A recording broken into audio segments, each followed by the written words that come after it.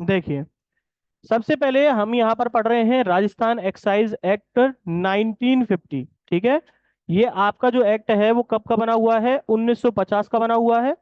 तो हमें यहाँ पर कुछ शब्दों का पहले मतलब समझ लेना है। जैसे कि यहाँ पर लिखा हुआ है राजस्थान। राजस्थान से हमें क्या पता चलता है कि ये लोकल है या स्पेशल एक्ट है? Sir local. लोकल है। क्या ये जनरल लॉ है? No sir. नहीं है। ठीक है। तो यहाँ पर हमें पहला तो पता चल गया कि ये एक लोकल लॉ है। लोकल लॉ के साथ साथ क्या ये सबके ऊपर एप्लीकेबल हो रहा है क्या? क्या सब सब्जेक्ट मैटर से डील करता है क्या ये? No sir. तो ये भी क्या है, कुछ पर्टिकुलर चीजों से ही डील करता है। इसलिए लोकल लॉ के साथ साथ क्या है, एक स्पेशल लॉ भी है। यहां तक ये बात क्लियर है? मतलब ये लोकल लॉ है, स्पेशल लॉ है, और ये कब बना है? 1950 में बना है। ठीक है। तो यहां पर आपके सामने क्या पता चल रहा है कि ये 1950 में एक्ट बना हुआ है, उस टाइम का बना हुआ है। ठीक है। अब ये ऐसी कौन सी चीजों के बारे में बता रहा है? तो सबसे पहले इसके सब्जेक्ट मैटर को लिख लो। सब्जेक्ट मैटर क्या है इसके? जैसे आपने आर्म्स एक्ट का पढ़ा था ना सब्जेक्ट मैटर, उसमें आर्म और अम्यूनिशन दो तरीके के सब्जेक्ट मैटर से डील करता था। ऐसे ही यहाँ पर इस एक्ट के सब्जेक्ट मैटर जो हैं वो क्या है, उनको बात देख लो। खोलो इसकी प्रियम्बल। प्रियम्बल को निकालो।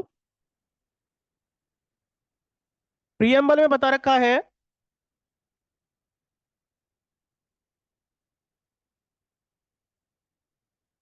इंटॉक्सिकेटेड लीकर,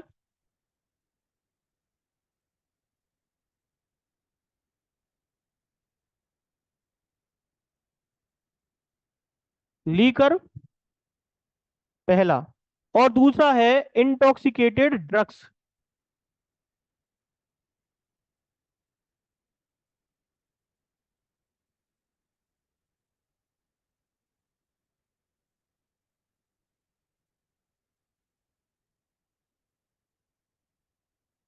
ठीक है।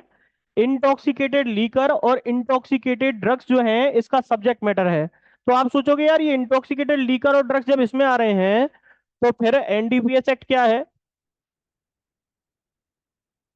एनडीपीएस तो सेंट्रल गवर्नमेंट ने बना रखा अपने लिए, तो ये अलग अलग क्यों बना रखे हैं?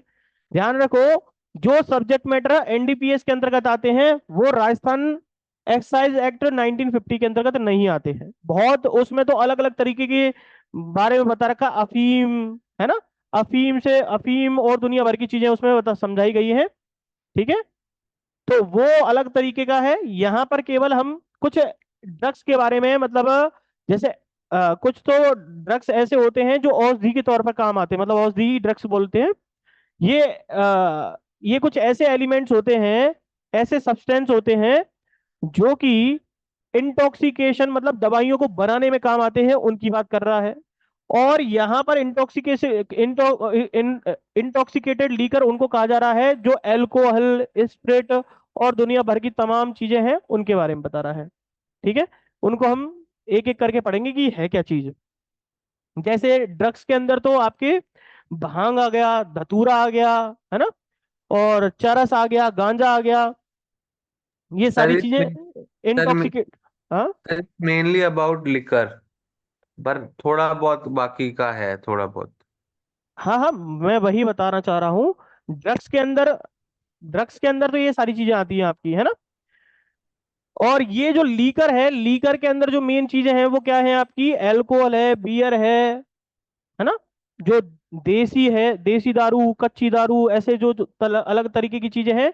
उसमें भी कोई मिथेल से बना हुआ है, कोई एल्किल से बना हुआ है, तो अलग अलग एथिल अल्कोहल, ऐसे ऐसी तरीके की चीजें भी हैं इसके अंदर शामिल हैं। लेकिन हमारा जो सब्जेक्ट मैटर है जो आपके लिए इंपॉर्टेंट है वो है इंटॉक्सिकेशन लीकर और इंटॉक्सिकेटेड ड्रग्स की बात कर रहा है। अब ये एक्ट बताता क्या है उनसे रिलेटेड? तो ये बताता है कि भैया सेल कब कर सकते हो, बाय कौन कर सकता है, ट्रांसपोर्ट कैसे होगा इसका, एक्सपोर्ट कब होगा, इंपोर्ट कब होगा, किन चीजों के ऊपर बैन लगाया जाएगा, ऐसी तरीके की चीजें यहाँ पर बताई गई हैं इस पूरे एक्ट में। तो हमारे सामने दो तीन चीजें यहाँ पर दिखाई दे रही हैं। अब इसमें कुछ चीजें हैं जैसा कि इस एक्ट में बता रखा है। राजस्थान एक्साइज एक्ट 1950 जो है, ये जब एक्ट इस ईयर में आया था, कौन से ईयर में? 1950 में आया था।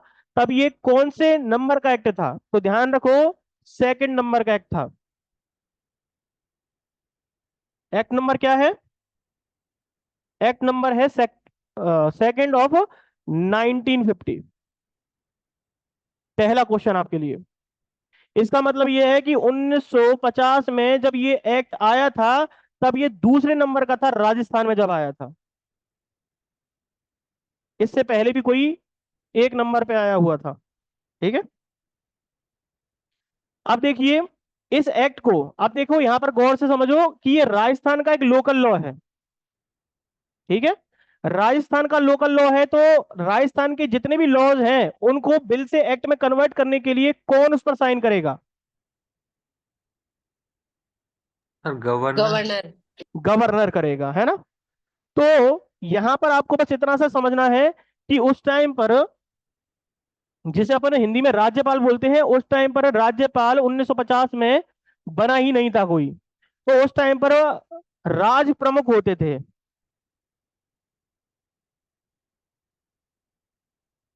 तो गवर्नर की जगह उस टाइम पर गवर्नर, जो राज प्रमुख है, वो एक गवर्नर की ही तरफ एक तरीके की पोस्ट है। लेकिन उस टाइम पर गवर्नर ना होकर के क्या कौन बोलते थे उसे? राज प्रमुख बोलते थे। तो ये जो राज प्रमुख होता था, इसी के द्वारा वहां साइन किए गए थे। इसे बोलते हैं असेंट ऑफ गवर्नर या असेंट ऑफ राज प्रमुख। ठीक है। कौन सी डेट को दिए थे? 20 मार्च 1950 को।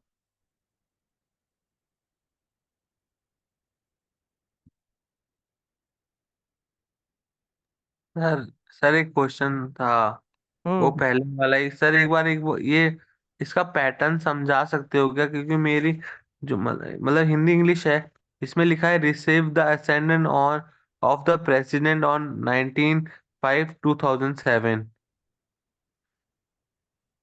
अच्छा, आपके पास वीआर एक्ट कौन सी है?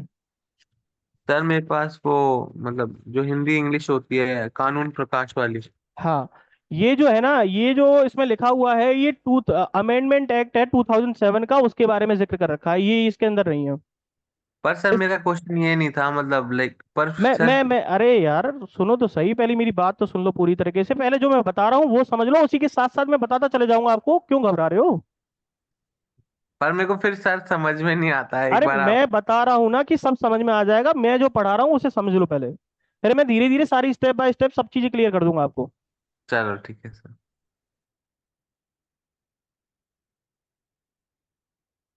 ठीक है। तो यहां पर पहला है, 20 मार्च 1950 में प्रेसिडेंट प्रेसिडेंट जैसे अपने जो आईपीसी, सीआरपीसी, एविडेंस जिनको भी देखा है, उसमें प्रेसिडेंट ने असेंट दिए ना। ऐसे ही यहाँ पर लोकल लॉ होने की वजह से गवर्नर ने असेंट दिया है। तो ध्यान रखो ऐसे कि मान लो, अपने यहाँ पर पार्लियामेंट तो होती नहीं है राजस्थान के अंदर, क्या होती है? State assembly. क्या बोलते हैं उसे? State legislative assembly. ठीक है। तो यहां पे ये बिल रखा गया होगा। बिल कौन सा होगा? राजस्थान एक्साइज बिल 1950 के नाम से। ठीक है।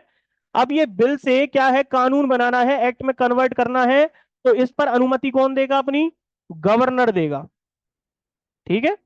तो ये बिल जब 1950 में रखा गया था, तो ये बिल पर साइन कब किए गए थे? गवर्नर की जगह राज प्रमुख होते थे, तो उन्होंने 20 मार्च 1950 को इस पर साइन कर दिए, जिसकी वजह से ये बिल से एक्ट में कन्वर्ट हो गया, लेकिन लागू नहीं हुआ। इसे कहते हैं कमेंसमेंट नहीं हुआ, इसको इंप्लीमेंट नहीं किया जा सकता। इंप्लीमेंट करने का काम जो है वो गवर्नमेंट का होता है, राज्य सरकार का होता है, या आपके कोई किसका होता है? सेंट्रल गवर्नमेंट का होता है। तो यहां पर ये लोकल लॉ होने की वजह से इसे कौन इंप्लीमेंट करेगा? कमेंसमेंट कौन करेगा? राजस्थान सरकार, मतलब राजस्थान गवर्नमेंट करेगी। तो राजस्थान गवर्नमेंट ने इसे इंप्लीमेंट कब किया? तो लिख लो 1 जुलाई 1950। 1 जुलाई 1950 को इसे इंप्लीमेंट किया।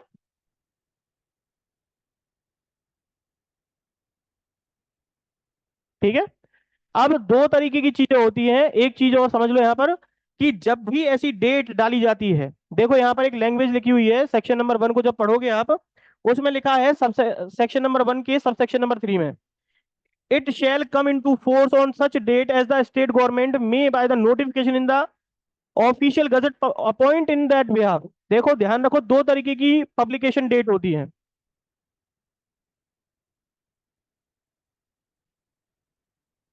ध्यान से सुनना इसे।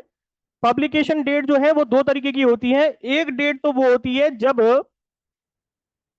राष्ट्रपति ने या गवर्नर ने अपनी तरफ से साइन कर दिए होते हैं, उसके बाद वो बिल से एक्ट में कन्वर्ट होने के लिए उसे ऑफिशियली पब्लिश किया जाता है। अब किस में करोगे पब्लिश? तो ऑफिशियल गजट के अंदर, या तो इंडिया का गजट होगा या लोकल स्टेट का गजट होगा। तो यहां पर जब लोकल स्टेट के गजट में पब्लिश करोगे तो जिस दिन वो पब्लिकेशन किया होता है उसी का ही नंबर होता है एक्ट नंबर 2 ऑफ 1950। जिस ईयर में पब्लिश हुआ है, जिस नंबर पे हुआ है पब्लिश, वो डेट यहां पर लिखी हुई होती है। इसलिए वहां पर एक act number 2, act number 5, act number 10, act number 12 ऐसे लिखा होता है। ठीक है, ये होती है पब्लिकेशन डेट। और ये किससे संबंधित होती है? ये गवर्नर से संबंधित होती है, जो ऐसे लिखी जाती है। एक पब्लिकेशन डेट जो है, दूसरी पब्लिकेशन डेट जो है आपकी, वो स्टेट गवर्नमेंट नोटिफाई करती है। जैसा आपने अभी पढ़ा ना सबसेक्शन नंबर 3 में, कि नोटिफिकेशन के थ्रू बताएगी कि कब होगा। तो इसका मतलब एक्ट के टाइम पे तो नहीं बताया इन्होंने कि कब ये नोटिफाई होगा, कब कमेंसमेंट होगी। तो इन्होंने कब बताया? फ्यूचर के लिए। तो फ्यूचर में उन्होंने डाल दिया होगा, क्या डाल दिया होगा? नोटिफिकेशन पब्लिकेशन के थ्रू उन्होंने लिखा कि 1 जुलाई 1950 से इस एक्ट को लागू किया जाएगा।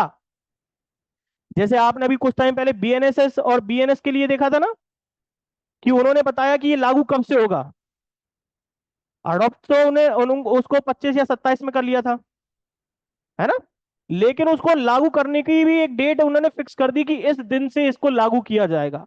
तो इसे कहते हैं फ्यूचर पब्लिकेशन डेट, जो उसमें बताई हुई होती है। तो ऐसे करके राजस्थान गवर्नमेंट ने 1 जुलाई 1950 को इसे लागू कर दिया। कमेंसमेंट डेट इसे बोलते हैं। इसको दो तीन तरीके से और बोला जाता है। या तो इसे बोलते हैं commencement date, implementation date, enactment date. ठीक है, इंप्लीमेंटेशन, कमेंसमेंट।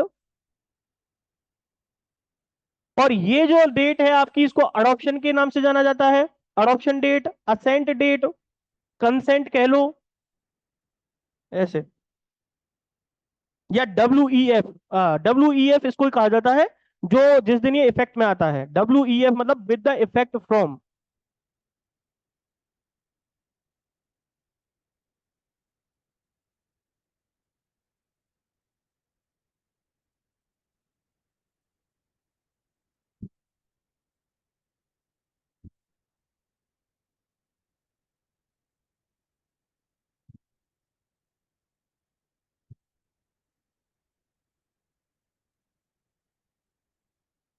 अब देखो इसमें कुछ चीजें,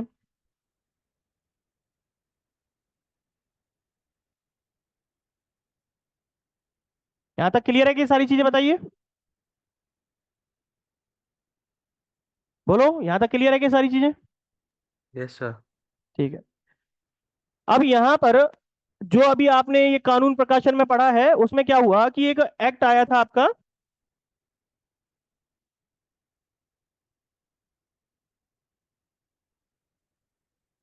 राजस्थान एक्साइज अमेंडमेंट एक्ट।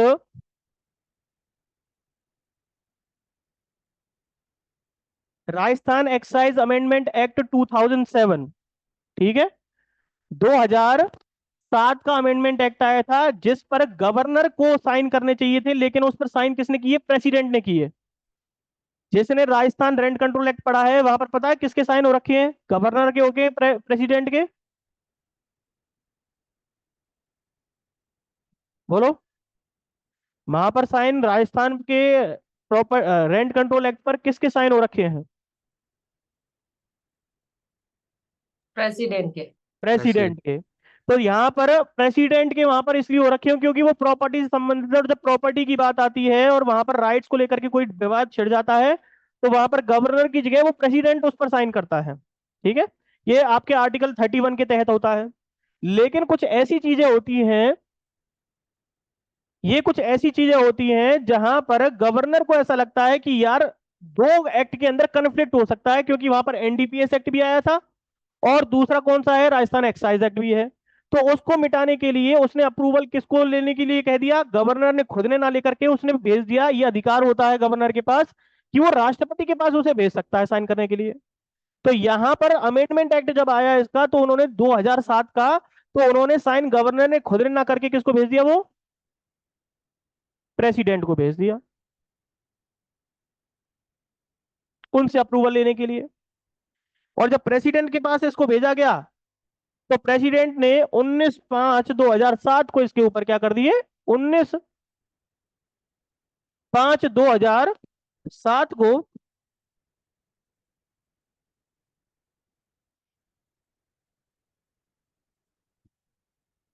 अपनी असेंट दे दी, मतलब 19 मई को।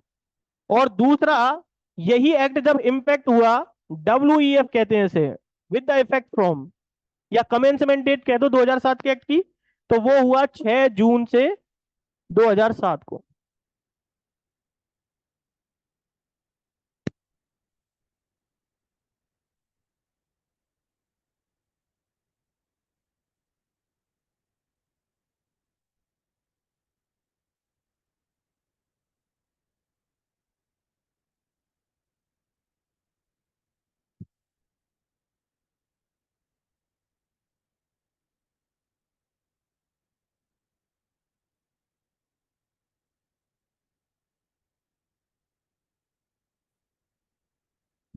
अब देख लो इसकी प्रियम्बल एक बार क्या लिखा है, an act to enact of the Rajasthan a uniform law relating to the import.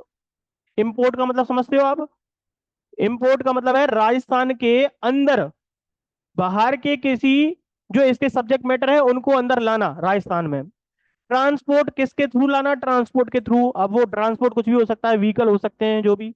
Manufacturing करना, कहां पर करना, राजस्थान के अंदर ही। उन देसी दारू, कच्ची दारू, जो भी तरह की जो बता रखी है, उनको यहाँ पर मैन्युफैक्चरिंग करना, उनकी यहाँ पर सेल करना, या अपने पास उनको रखना, इंटॉक्सिकेटिंग लीकर को या इंटॉक्सिकेटिंग ड्रग्स को। क्लियर होगी बातें। तो इसका मतलब दो ही सब्जेक्ट मैटर है इसके, या तो लीकर और ड्रग्स। क्लियर होगी बातें। तो अब ये बता क्या रहा है कि सेल से रिलेटेड, ट्रांसपोर्ट से रिलेटेड, या आपकी जो इंपोर्ट एक्सपोर्ट है उनसे संबंधित लॉ को कौन बनाएगा, लॉ को यूनिफॉर्म किया जाएगा, और उसको अलग से कहीं प्रोसीजर नहीं बताया जाएगा, केवल उसके लिए यही एक्ट बनेगा, ये वाला राजस्थान एक्साइज एक्ट। अगर इसके अलावा कोई और में उसकी यूनिफॉर्मिटी नहीं की जाएगी, मतलब एक ही लॉ होना चाहिए उसके लिए। बस इतना सा बता रखा है। अब कह रहा है कि ये कंसोलिडेट करना क्यों जरूरी है, तो इसने बता दिया कि अब अगर मान लो कभी भविष्य में अगर किसी और लॉ की जरूरत पड़ी, जैसे राजस्थान एक्साइज अमेंडमेंट एक्ट 2007, वो क्यों लाया गया, क्योंकि उनको और लग रहा था कि इससे रिलेटेड और भी लॉज आने चाहिए, तो उन्होंने क्या कर दिया, इसी एक्ट में अमेंडमेंट कर दिया, अलग से नहीं लाए। वो क्यों नहीं लाए, क्योंकि इसकी प्रीएम्बल कहती है to it is expedient to consolidate and the amend the law. Clear होगी बात है। बस इतनी सी बात बता रखी है इसने। अब आगे देखिए section number 1, short title extend commencement. Short title मैंने बता ही दिया, राजस्थान का जो पूरा नाम है एक्ट का, राजस्थान एक्साइज एक्ट 1950। एक्सटेंड क्या है, इसे समझ लो। एक्सटेंड का मतलब है ये कहां पर लागू होगा, तो कह रहा है होल ऑफ द राजस्थान, ठीक है, तो राजस्थान पर लागू होगा। आगे लिखा है कि कमेंसमेंट क्या होगी इस एक्ट की, तो उन्होंने बता ही दिया आपको कमेंसमेंट 1 जुलाई के बारे में, 1 जुलाई 1950 के बारे में, यहां पर कमेंसमेंट के बारे में हमने पढ़ लिया था।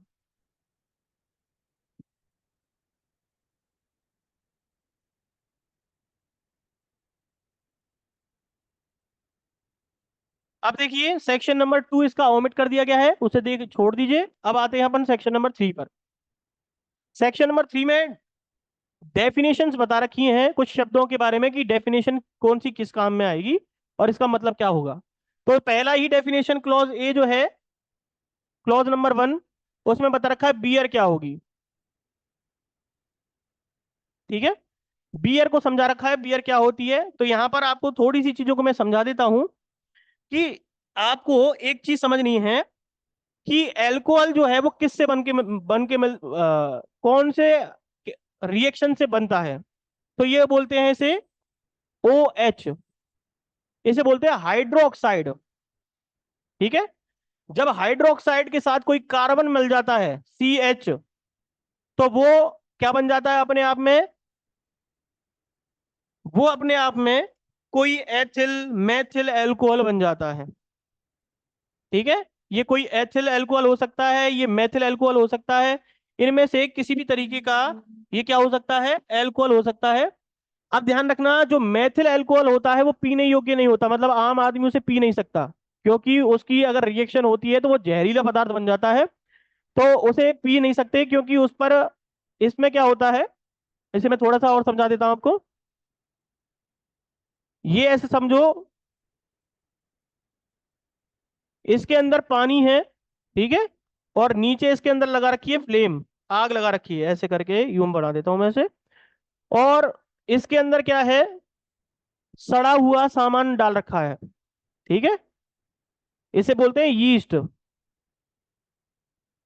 और इसके अंदर क्या है, कुछ ऐसी चीजें डाल रखी हैं, जैसे कि ये जो शराब बनती है वो बहुत सारी चीजों से बनती है, जैसे फल फ्रूट होते हैं ना, ऐसे फल या फ्रूट्स जिनके अंदर शक्कर हो, मतलब चीनी जैसा पदार्थ हो, शक्कर हो,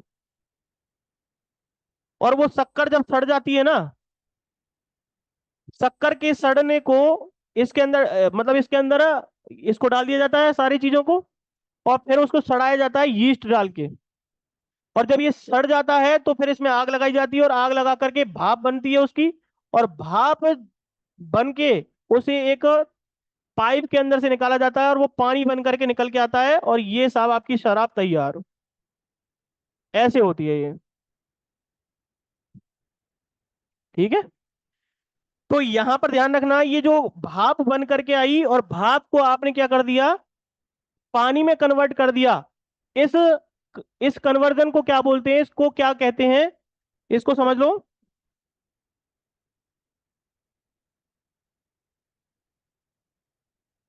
सर फर्मेंटेटेड। फर्मेंटेटेड तो को कहते हैं, जब सड़ाने के लिए जो लिए काम में आती है उसको बोलते हैं फर्मेंटेटेड।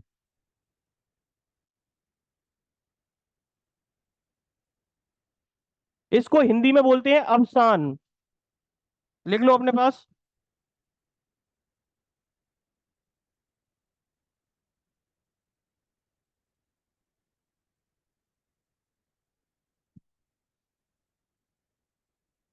इसको बोलते हैं हिंदी में अवसान, इंग्लिश में बोलते हैं इसे distillation, distillation, DIS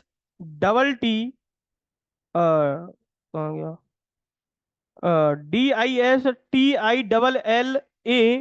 DISTILLATION, distillation, जो भी आप बोलो। तो ये होती है डेस्टिलेशन, इसे बोलते हैं जब भाप को आप क्या कर देते हो, भाप को ठंडा करके और पानी में कन्वर्ट कर देते हो, उसे बोलते हैं अवसान या डेस्टिलेशन। लेकिन उसे सड़ाने की प्रक्रिया को, जो उसमें अंगूर, जौ या गन्ने के रस को, गुड़ को सड़ा देते हो, सड़ाते कैसे हो, उसमें कीड़े डाल करके, यीस्ट डाल करके, ठीक है, तो बिल्कुल वही चीज जो है। और वो कीड़े जो हैं वो क्या खाते हैं, चीनी जैसी चीजें खाते हैं, जैसे एप्पल होता है, आपने सुना होगा फ्रूट बियर। तो वो जो एप्पल है, या आपने उसके बारे में सुना होगा, क्या बोलते हैं उसे, एक सेब का वो आता है ना, जूस आता है, क्या बोलते हैं उसे, एप्पी, एप्पी फिज, जो भी आता है वो, ठीक है, ऐसा कुछ आता है। तो वो भी जो है वो उसके अंदर शक्कर तो होती है, गुड़ एप्पल के अंदर, तो वो जब सड़ जाता है ना, तो सड़ान जो होती है उसकी, उसी से ये उसे नीचे, उसके नीचे लगाया जाता है, इसे बोलते हैं अपन भावक। ये सारे शब्द लिखे हुए हैं आपके इसके अंदर। इस प्रक्रिया को जलाने के लिए, मतलब इस सड़े हुए को क्या करने के लिए, उसे भाप देने के लिए आग देते हैं, जिससे उस प्रक्रिया को बोलते हैं भावक हिंदी में। इसे बोलते हैं स्टिल, इंग्लिश में बोलते हैं स्टिल, भभका बोलते हैं इसे, भभका, भभका। ये जो नीचे इसमें फ्लेम लगा रखी है ना, इसे बोलते हैं भभका। और इस भभके की वजह से क्या हो रही है, ऊपर उसमें से ये जब आग लग रही है तो ये क्या निकाल रही है इसमें से? Steam sir. क्या कह रहे हो? स्टीम सर, स्टीम निकाल रही है तो पानी के फॉर्म बिल्कुल, में। बिल्कुल वही यहाँ पर भाप की तौर पर बन के आ रहा है। और ये जो भाप जो है किस में कन्वर्ट हो रही है? पानी में। और जिससे कन्वर्ट हो रही है उस प्रक्रिया को बोलते हैं अवसान। ये शब्द लिख लो, ये आपके इसमें बता रखे हैं, इनको देखो कहाँ कहाँ डिफाइन कर रखा है। पहला है भपका, इसे स्टिल बोलते हैं, सेक्शन नंबर 21B के अंदर लिखा हुआ है ये। ठीक है। वो सर अफसान भी लिख देते एक बार हिंदी में। आसवन, आसवन होता है सर, ये अफसान नहीं। आसेवन। अच्छा। हाँ। हाँ, आसवन। आसवन एक विधि है, उससे ये किया जाता है।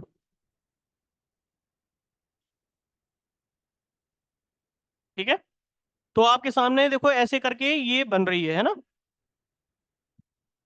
अब ध्यान से सुनो, तरीके हैं इसके अलग अलग। मतलब एक तो बनाते हैं कि बहुत दिन तक उसे सड़ाते रहते हैं सामान को, और सामान को सड़ाना जो होता है वो फर्मेंटेड कहलाता है। उसे बोलते हैं फर्मेंटेड लीकर। जब उससे सड़े हुई चीजों से, पदार्थ से क्या बनाई जाती है? शराब बनाई जाती है, उसे बोलते हैं फर्मेंटेड लीकर।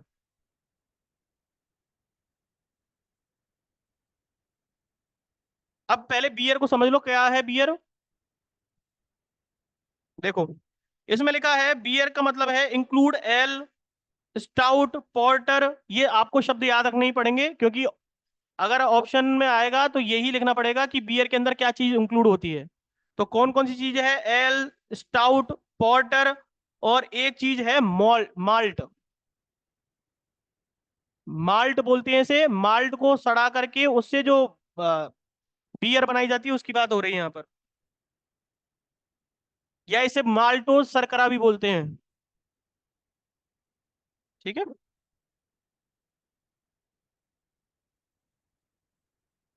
अब ध्यान रखो कि जो बियर होती है ना, उसके अंदर अल्कोहल की जो मात्रा होती है वो बहुत कम होती है, बहुत रेयर होती है। मतलब अब बियर के अंदर जो मात्रा होती है वो 8% होती है। अल्कोहल की मात्रा कितनी होती है? केवल पीने योग्य बियर जो होती है उसके अंदर जो मात्रा होती है केवल 8% लेवल तक की होती है। ठीक है।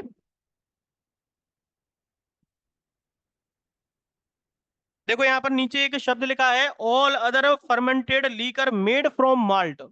मतलब माल्ट जो होता है एक सामान होता है, मतलब उसमें रसायन होते हैं, और वो माल्ट को सड़ाया जाता है, फर्मेंटेड किया जाता है, और उससे बनती है लीकर। सर ये फ्रूट होता है सर। हाँ हाँ, फ्रूट की तो बता रहा हूँ ना, कि वो उसको मॉल्ट करके, ठीक है, और उसको, मतलब उसके अंदर शक्कर जैसी चीजें होती हैं, माल्टो शर्करा बोलते हैं उसे अपन। उसे यीस्ट से सड़ाया जाता है, फिर उससे फर्मेंटेड बनती है ये। ठीक है। इसमें बहुत तरीके की चीजें डाली जाती है, जैसे अंगूर हो गए आपके, जौ से बियर बनती है, और भी दुनिया भर की चीजें हैं, एप्पल हो गए उनसे बनाई जाती है। ये सब चीजें वो है। अब देखो सबसेक्शन नंबर 2, इसी का ही सेक्शन नंबर 3 का सबसेक्शन नंबर 2, जिसमें बता रखा है आबू एरिया क्या होता है। अब याद रखो कि आबू एरिया, माउंट आबू के बारे में सुना है आपने? माउंट आबू जो है वो है सिरोही के अंदर। ठीक है। Yes sir. वही सिरोही का जो एरिया है वही जो है वो माउंट आबू कहलाता है, और उसी को ही बता रहा है ये Abu area.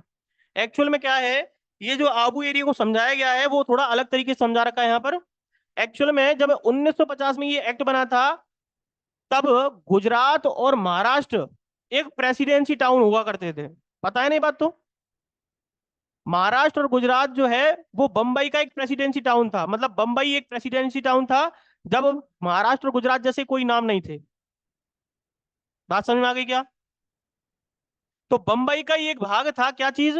Abu area. Clear होगी बात? और आबू एरिया बंबई का भाग होने की वजह से, जब बंबई को दो भागों में विभाजित किया, क्या क्या, एक तो गुजरात में और एक महाराष्ट्र में। क्लियर हो रही है मेरी बातें? तो गुजरात का उसे भाग बना दिया गया, सिरोही को। ठीक है।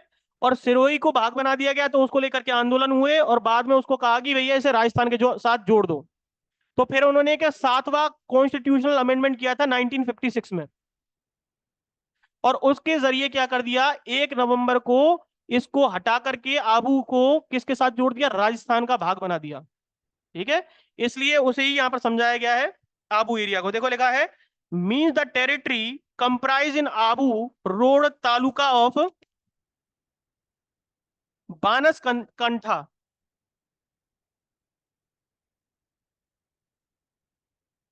बनासकंठा जो है ना, सर वो बनासकांठा है। हाँ सर हाँ वो बना, बनासकांठा। ठीक है भाई। बनासकांठा जो जगह है वो एक डिस्ट्रिक्ट है पर्टिकुलर, और उस डिस्ट्रिक्ट का एरिया जो था वो आबू कहलाता था। ठीक है, तो वो आबू जो है अब वहां से हटा करके, उस डिस्ट्रिक्ट से हटा करके उसे कहाँ जोड़ दिया गया, राजस्थान का एक भाग बना दिया गया। तो उसी बनासकंठा के बारे में बात कर रहा है ये, कि 1 नवंबर 1956 से पहले जो बंबई राज्य हुआ करता था उसका वो भाग था, लेकिन अब वो कहाँ जोड़ दिया गया है, राजस्थान का सिरोही इलाका कहलाता है। उसी को ये क्या कह रहा है, ये आबू एरिया को समझाया गया है यहाँ।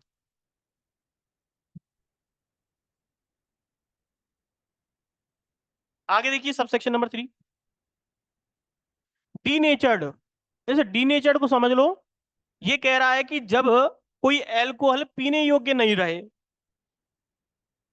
ऐसा एल्कोहल जिसको मनुष्य आराम से पी सकता हो, जो बाजार में बिकता हो, आराम आराम से पी लेता हो, जब तक तो कोई दिक्कत नहीं है उसे, वो तो है नेचर्ड, कि आपने उसे सही तरीके से बनाया है, और वो उसमें प्रॉपर एल्कोहल है। और एल्कोहल भी कौन सा, एथिल एल्कोहल, ना कि मैथिल। मैथिल एल्कोहल पीने योग्य नहीं होता है, एथिल पीने योग्य होता है। तो फिर वहां पर अगर वो डीनेचर्ड का मतलब है उसे विकृत कर दिया जाए। ठीक है, विकृत का मतलब है उसे नष्ट कर दिया जाए, कि वो पीने योग्य नहीं रहे। ऐसा डीनेचर्ड का जो अल्कोहल होता है, स्पिरिट होती है, लीकर होता है, उनको आम लोगों के लिए नहीं बनाया जाता। वो क्या होता है, या तो आप उसे फैक्ट्रियों में, बड़ी बड़ी कारखानों में इस्तेमाल में लेते हो, ठीक है, इसलिए उसे डीनेचर्ड कर दिया जाता है। ठीक है, इसे ही कह रहा है, डीनेचर्ड का मतलब है mix with such substance. Substance का मतलब है और जो केमिकल्स हैं उनको इसमें मिलाया जाता है। सच प्रोसेस, और प्रोसेस का मतलब है टेम्परेचर पर रखा जाता है। एक पर्टिकुलर टेम्परेचर होता है, उस पर उसे रखा जाता है ना, अकॉर्डिंग टू सेक्शन नंबर 24। अब ये 24 में क्या बता रखा है वो हमें पढ़ने की जरूरत नहीं है, बस इतना से याद रखो आप तो। और वो अनफिट होता है ह्यूमन कंजम्पशन के लिए। ठीक है, चाहे वो बेवरेज और मेडिसिन जैसी चीजों में काम में आता हो, लेकिन उसे अनफिट माना जाए, कि वो उसे कंजम्पशन नहीं किया जा सकता। तो ऐसी चीज जो है वो डीनेचर्ड कहलाती है इसके केस में, इसे विकृतीकृत कहते हैं। जैसे कि मान लो, अल्कोहल के अंदर जो एथिल अल्कोहल है वो तो पीने योग्य है, लेकिन उसके अंदर आपने मेथिल अल्कोहल डाल दिया, मिक्स कर दिया। मिक्स करने से हो गया वो जहरीला बन गया। अब वो अल्कोहल के तौर पर, मतलब आप फैक्ट्री में काम में ले सकते हो, कोई कारखाने में काम में ले सकते हो, लेकिन उसे पी नहीं सकते। ये इसलिए किया जाता है कि कहीं लोग इसे इस्तेमाल नहीं कर लें गलत तरीके से। ठीक है, ऐसे ही एक और शब्द है 3A, लिखा है डीनेचर्ड स्पिरिटियस प्रिपरेशन। इसका मतलब है कि डीनेचर जो अल्कोहल है, मतलब जो खराब अल्कोहल है, उसका इस्तेमाल किया जाता है कुछ और बनाने के लिए। मतलब उसे वैसे तो आप इस्तेमाल में ले नहीं सकते कोई, भाई वैसे तो आप उसे किसी और इस्तेमाल पीने के काम में तो ले नहीं सकते, तो उससे कुछ ना कुछ प्रिपरेशन तो कर सकते हो, कुछ बना सकते हो ना। तो उसी बनाने के लिए ये कह रहा है कि उसे डीनेचर्ड स्पिरिटियस प्रिपरेशन कहा जाता है। उससे जब कोई नया प्रोडक्ट बनाया जाता है, उसको यहाँ पर समझाया गया है कि स्पिरिट, ध्यान रखो यहाँ पर जो शब्द है स्पिरिट और एल्कोहल एक ही चीज होती है। स्पिरिट जो होता है वो प्योर होता है, जबकि एल्कोहल में मात्राओं के अनुसार, टेम्परेचर के अनुसार उसे बनाया जाता है। यहाँ पर लिखा है कि liquor French polish.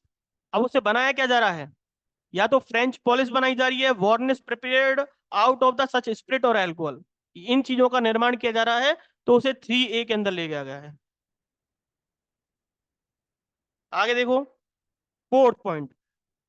Fourth point में कह सर ये रखा है, हाँ सर ये French polish varnish prepared out of spirit और अल्कोहल, ये वो नेल पॉलिश से हाँ हाँ वही चीज है। नेल पॉलिश में आपने कभी सूंघ के देखा होगा तो उसमें से अल्कोहल की स्मेल आती है। मतलब उड़ाने वाला है ना, मतलब वो हाँ हटाता है। तो मतलब उससे कोई भी चीज की प्रिपरेशन करी जा रही है, उसके बाद मतलब है, आप इतना दिमाग मत लगाओ कि नेल पॉलिश बन रही है, क्या बन रहा है उससे, बस इतना से याद रखो डीनेचर्ड चीज है। और डीनेचर्ड चीज जो खराब अल्कोहल है उससे कोई चीज का निर्माण किया जा रहा है। हिंदी में लिखा हुआ है उसका मतलब विकृतीकृत स्पिरिट युक्त निर्मित। निर्मित का मतलब है किसी चीज का निर्माण किया गया है। ठीक है। अब नेल पॉलिश को बनाने के लिए अलग अलग केमिकल का इस्तेमाल किया जाता होगा, लेकिन उसमें अल्कोहल को यूज किया गया है, लेकिन वो अल्कोहल कैसा है, डीनेचर्ड है। ठीक है, ये कहना चाह रहा है। सब अब सेक्शन नंबर 4 देखो इसका, सब सेक्शन नंबर 4 एक्साइजेबल आर्टिकल। एक्साइजेबल का मतलब है ऐसी चीजें हैं जिनके ऊपर एक्साइज ड्यूटी लगाई जा सकती हो। वो ऐसे एक्साइजेबल आर्टिकल होते कौन कौन से हैं? तो देखो यहां पर शब्द लिखे हुए हैं कुछ, जैसे कि पहले लिखा है मीन्स एंड इंक्लूड। इस पे स्टार लगा लो, ये क्वेश्चन आ सकता है आपके एग्जाम में। सब सेक्शन नंबर 4 पर स्टार लगा लो फटाफट से। ये क्वेश्चन आ जाएगा एक्साइजेबल आर्टिकल क्या होता है। ध्यान रखो ये प्री में तो आ ही सकता है और मेंस में भी आ सकता है, 2 नंबर का या 3 नंबर का।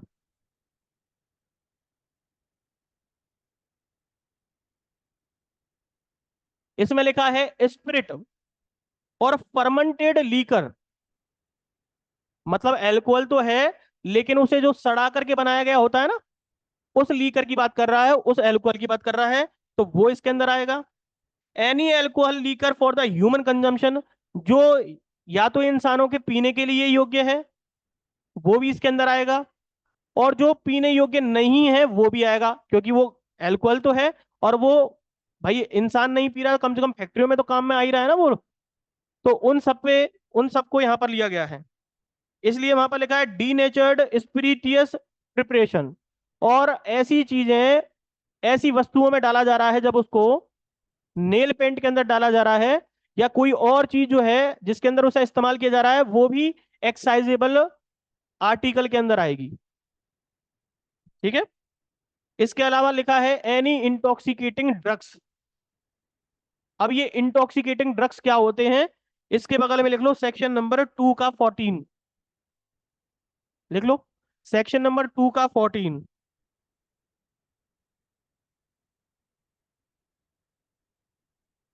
अब इंटॉक्सिकेटिंग ड्रग्स किसे कहते हैं उसे समझ लो। इंटॉक्सिकेटिंग ड्रग्स में जो हेम्प के पौधे होते हैं, निकालो 214 फटाफट से, एक बार मैं समझा देता हूं मैं से। 214 के अंदर लिखा है हेम्प। हेम्प एक पौधे का नाम है। उस पौधे की जो पत्तियां होती हैं, जो उसके फूल होते हैं, उसकी जो जड़ें होती हैं, तना होता है, उनको सुखा करके उनसे चरा, उससे क्या क्या चीजें बनाई जाती हैं, उनसे भांग। सर भांग का पौधे से बनाया जाता है सब कुछ जो भी है। हाँ, सीधी, गांजा, इन सब चीजों को बनाया जाता है। तो वो इंटॉक्सिकेटिंग ड्रग्स के अंदर आएगा, हेम्प के पौधे से जो भी चीजें बनाई जा रही हैं।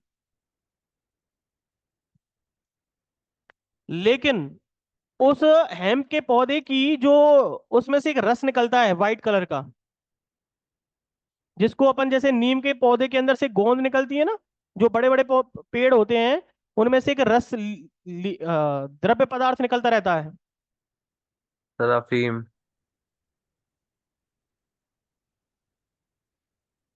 हाँ, वो चीज अलग है। तो जो भी चीजें उसमें से निकलती हैं, तो सर वो इससे चीज। आजकल कपड़े भी बनते हैं सर।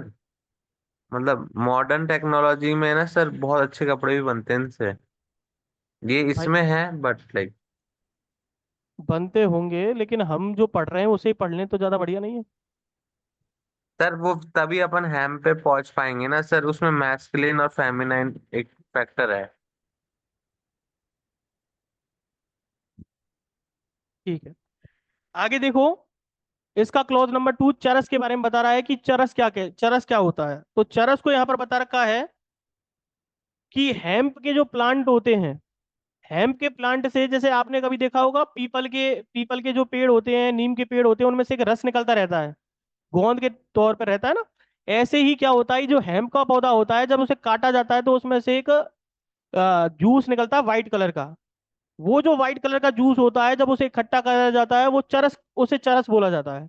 ठीक है, उसी को समझा रखा है। कह रहा है कि उसके अंदर बस कोई मैनिपुलेशन, मतलब उसमें कोई और चीजें नहीं डाली होनी चाहिए, उसका कोई मिश्रण नहीं होना चाहिए किसी और पदार्थ को डाल करके उसमें। जब तक वो शुद्ध है, जब तक वो द्रव्य पदार्थ में है, तब तक तो वो चरस है। लेकिन अगर आप उसे किसी और चीज में डाल करके उसे इस्तेमाल करोगे तब वो चरस नहीं कहलाएगा। ठीक है। लेकिन उसकी पैकेजिंग और ट्रांसपोर्ट अगर कर रहे हो तब भी वो चरस के तौर पर माना जाएगा। अरे जैसे मान लो आपने किसी उस लिक्विड को सुखा दिया और उसे किसी पैकेट में बंद करके रख दिया, तब भी वो चरस की डेफिनेशन में और इंटॉक्सिकेटिंग ड्रग्स की कैटेगरी में आएगा। अब कह रहा है एनी मिक्सचर, एनी मिक्सचर को समझ लो। जैसे भांग, गांजा और ये चरस, इन सब चीजों के बारे में सुना ना आपने, उन्हीं के बारे में कह रहा है। जब जैसे मान लो आपने शिवरात्रि के दिन भांग के पकौड़े बना लिए, तो पकौड़े के अंदर आपने क्या कर दिया, भांग को मिक्स कर दिया, तो भांग के पकौड़े क्या इंटॉक्सिकेटिंग ड्रग्स के अंदर आएंगे कि नहीं आएंगे? यही चीज समझा रहा है ये। जैसे भांग को घोटा आपने पानी के अंदर मिक्स करके उसे पिया है, तो फिर वो भी इसके अंदर आएगा। या उनकी अलग अलग तरीके की मिक्सचर करके उसको कुछ ना कुछ निर्माण कर लिया उसका, और अलग अलग नाम से बेच रहे हो, तब भी वो इंटॉक्सिकेटिंग ड्रग्स के अंदर ही आएगा। इसे ही समझा रहा है ये। ठीक है। या आपने उसे किसी लस्सी के अंदर, छाछ में, दूध में, जिसमें भी डाला, उससे कोई नया प्रिपरेशन बना लिया, तब भी वो उसके अंदर ही आएगा। ठीक है। तो ये सारी चीजें इसके अंदर आएंगी आपकी। लेकिन इसमें एक और चीज बता रखी है, इसके अलावा इंटॉक्सिकेटिंग ड्रग्स में कौन कौन सी चीजें आ सकती हैं। तो कह रहा है स्टेट गवर्नमेंट ने कुछ और पदार्थों को अगर इसमें डाल दिया होगा, नोटिफाई करके बता दिया होगा कि ये चीजें भी इसके अंदर आएंगी, तब से वो चीजें भी इंटॉक्सिकेटिंग ड्रग्स में आएंगी। लेकिन ये कह रहा है कि जो एनडीपीएस एक्ट के अंतर्गत आती होंगी। ठीक है। एनडीपीएस एक्ट को क्या कहा जाता था पहले, तो इसने लिख रखा है डेंजरस ड्रग्स एक्ट। 1930 का एक एक्ट था जिसको बाद में एनडीपीएस एक्ट के नाम से जाना गया। डेंजरस ड्रग्स एक्ट 1930 का एक एक्ट था जिसको एनडीपीएस एक्ट के नाम से जाना गया। तो उसके तहत जो अफीम है, कोका की लीफ है, या मैन्युफैक्चरिंग की जाएगी, उनको छोड़ करके कोई भी पदार्थ को इस इंटॉक्सिकेटिंग ड्रग्स के अंदर रख सकते हो, लेकिन वो चीजें एनडीपीएस एक्ट के अंदर ही आएंगी। इसलिए मैंने आपको बताया था कि एनडीपीएस एक्ट के अंदर अलग चीजें हैं, और आपका एक्साइज एक्ट जो है उसके अंदर अलग चीजें बता रखी हैं।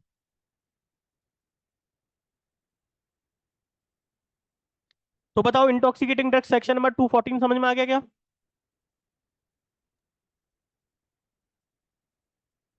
आप देखो वापस से वहीं आ जाओ। इंटॉक्सिकेटिंग ड्रग्स तो आ गया कि ये भी एक्साइजेबल आर्टिकल कहलाता है। अब देखो कुछ शब्द जो मैंने आपको अभी यहाँ पर बनाए, चित्र में दिखा करके बनाए थे, उन शब्दों को यहाँ पर समझाया गया है। देखो क्या लिखा है। पहला लिखा है स्टिल्स। स्टिल का मतलब क्या बताया था मैंने आपको? भवका। देखो, ये कह रहा है कि उस आर्टिकल को बनाने के लिए, उस लीकर को बनाने, क्या बोलते हैं इसे, शराब को बनाने के लिए आपने जिस साधन का इस्तेमाल किया, क्या इस्तेमाल की थी? आग। ठीक है। उसे जलाने के लिए जिस टेम्परेचर पे जलाया जा रहा है उसको कहते हैं भवका, स्टिल। ठीक है।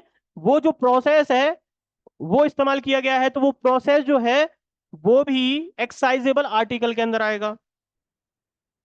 Other appliances for distillation, distillation. अब देखो यहां पर क्या कह रहा है कि इस तरीके की चीजें क्यों इस्तेमाल की थी आपने, जिससे क्या हो सके, उसका आसवन हो सके, जिससे उसे भाप से कन्वर्ट किस में किया जा सके, पानी में किया जा सके, द्रव द्रव पदार्थ में किया जा सके, पानी नहीं, द्रव पदार्थ में, जिससे वो लीकर के तौर में आ जाए।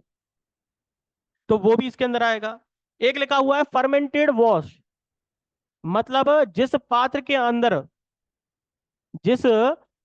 अंदर या किसी पर्टिकुलर बर्तन के अंदर आपने क्या किया है, किसी सामान को रखा है, और वो सामान क्या है, कोई गन्ने का रस है, चीनी है, गुड़ है, जिसको भी रखा है, और उसमें यीस्ट डाल दिया है, तो वो जो पात्र है जिसके अंदर आपने उसे फर्मेंटेड किया है, तो वो भी आर्टिकल इसके अंदर आ जाएगा। और अदर मटेरियल जो भी है डेस्टिलेशन के लिए। और पांचवा पॉइंट ये कहता है कि इसके अलावा कोई और आर्टिकल है जिसको स्टेट गवर्नमेंट अपनी तरफ से बताना चाहती है कि ये चीजें भी एक्साइजेबल आर्टिकल में आएंगी, तो फिर वो भी एक्साइजेबल आर्टिकल में आ जाएंगी। यही बात सबसेक्शन नंबर 4 कहता है आपको। यहाँ तक क्लियर है कि सारी बातें बताइए। Yes sir. अब देखो एक्साइज कमिश्नर कौन होता है, तो कह रहा है इस एक्ट के अंदर जो अपॉइंट है वो एक्साइज कमिश्नर है। इसे कुछ पढ़ने की जरूरत नहीं है। दूसरा है एक्साइज ड्यूटी क्या होती है। तो एक्साइज ड्यूटी ध्यान रखना, जो आपने अभी यहां पर पढ़ा था, क्या पढ़ा था आपने, एक्साइजेबल आर्टिकल। एक्साइजेबल आर्टिकल्स के ऊपर मतलब सबसेक्शन नंबर 4 के ऊपर जो भी शुल्क लगाया जाता है, एक्साइजेबल आर्टिकल के ऊपर जो शुल्क लगता है वही एक्साइज ड्यूटी कहलाती है। ठीक है। अब एक्साइजेबल आर्टिकल के मैन्युफैक्चरिंग के लिए, है ना, या आप उसे प्रोड्यूस कर रहे हो उसके लिए, तो सब पे लग जाए, लेकिन ये राजस्थान के ही भाग पर लगेगा, है ना केवल। एक्साइज ऑफिसर कौन से होते हैं, जो सेक्शन नंबर 9 के तहत अपॉइंट किए गए हैं, उनको जो पावर दी गई है इस एक्ट में, वो एक्साइज ऑफिसर कहलाएंगे। एक्साइज रेवेन्यू क्या होता है, इसे समझ लो। एक्साइज रेवेन्यू केवल वही होता है जो उसके ऊपर जो ड्यूटी इंपोज की गई है, उससे पैसा लिया जा रहा है, रेवेन्यू कलेक्ट किया जा रहा है, टैक्स लिया जा रहा है। ठीक है। किसके ऊपर लिया जा रहा है, तो सब्जेक्ट मैटर मैंने बता ही दिए थे। एक तो थे इंटॉक्सिकेटिंग ड्रग्स और इंटॉक्सिकेटिंग लीकर, उनके ऊपर जो ड्यूटी, उनके ऊपर जो फाइन, उनके ऊपर जो टैक्स फीस ड्यूटी पेमेंट लिए जा रहे हैं, वही एक्साइज रेवेन्यू कहलाएगा। लेकिन अगर कोर्ट ने अगर फाइन लगा दिया तो वो भी आएगा क्या, नहीं, वो नहीं आएगा। कोर्ट के द्वारा अगर फाइन लगाया है वो नहीं आएगा। लेकिन अगर मान लो सरकार ने कॉन्फिस्केशन करवा लिया, मतलब जब्त करवा लिया, और जब्त करके उसे फाइन लिया, तो वो आएगा क्या, वो तो आ जाएगा। ठीक है। तो ये सारी चीजें। सेक्शन नंबर सबसेक्शन नंबर 9 देखिए, एक्सपोर्ट। सबसेक्शन नंबर 9 में बता रखा है एक्सपोर्ट क्या होता है, तो इसका मतलब ये हुआ कि राजस्थान से बाहर किसी एरिया में भेजना, गुजरात में भेजो, मध्य प्रदेश में भेजो, कहीं पर भी बाहर भेजना आउट ऑफ द राजस्थान, वो कहलाता है। लेकिन किसको भेज रहे हो आप, एक्साइजेबल आर्टिकल को, तो वो एक्सपोर्ट कहलाएगा। ठीक है। और इंपोर्ट, तो राजस्थान के अंदर किसी चीज को मंगवा लेना। सर अगर कोर्ट फाइन लगाएगा तो वो आएगा रेवेन्यू में या नहीं आएगा? नहीं आएगा, नहीं आएगा। कोर्ट के द्वारा जो फाइन लगाया जाता है वो रेवेन्यू नहीं होता, क्योंकि कोर्ट अलग चीज है और रेवेन्यू अलग चीज है। और वो सीज करेगा तो उस पे अगर फाइन लग रहा है तो वो भी मतलब नहीं है, कोर्ट मतलब। सीज नहीं कर रही है, ध्यान रखो, सीज कमिश्नर कर रहा है, एक्साइजेबल ऑफिसर कर रहे हैं, उन्होंने गवर्नमेंट की तरफ से सीज किया है किसी चीज को, कॉन्सिफिकेशन किया है, तब तब वो वो नहीं। इम्पोज करते हैं उस पर ड्यूटी। अरे कस्टम विभाग नहीं देखा कि कभी, हाँ सर देखा है पर सेम इतना ऐसा ही ऐसे। होता है उसमें भी। क्या कस्टम वाले क्या कोर्ट होते हैं क्या, नहीं होते ना, सेम वही चीज है। इंपोर्ट क्या है मैंने बता दिया आपको, इंटॉक्सिकेटिंग ड्रग्स बता दिया क्या होता है। एक है लॉन्च्ड पॉपी हेड्स, ये थोड़ा इंपॉर्टेंट है, इसको समझ लो ये क्या चीज है। ये लॉन्च पॉपी हेड जो है सेक्शन नंबर 14 के क्लॉज नंबर ए में आता है, 2 के 14 ए में आता है। ये जो चीज है आपकी लॉन्च पॉपी हेड जो है, ये एक तरीके के अफीम का पौधा होता है। ठीक है। अफीम का पौधा होता है, इसे बोला गया है यहां पर चिरे हुए पोस्त डोडे। ठीक है। ये एक तरीके का एक डोडा टाइप में फल होता है, जैसे आपने धतूरा, धतूरे का पेड़ देखा है, ऐसे ही धतूरे के से पेड़ जैसा होता है, इसमें एक फल लगा होता है, और फल को चीर दिया जाता है, और चीर करके उसमें से जो लिक्विड होता है ना, दूध के तौर पर निकलता है, वो जो उसमें से निकल रहा है वो तो कहलाती है अफीम। तो अफीम को निकाल करके, क्योंकि अफीम तो लाखों करोड़ों रुपए में बिकती है, तो उसको तो कोई आदमी इस्तेमाल नहीं कर सकता। लेकिन अफीम को निकालने के बाद जो खाली वो जो उसमें मेन जो मटेरियल रह जाता है,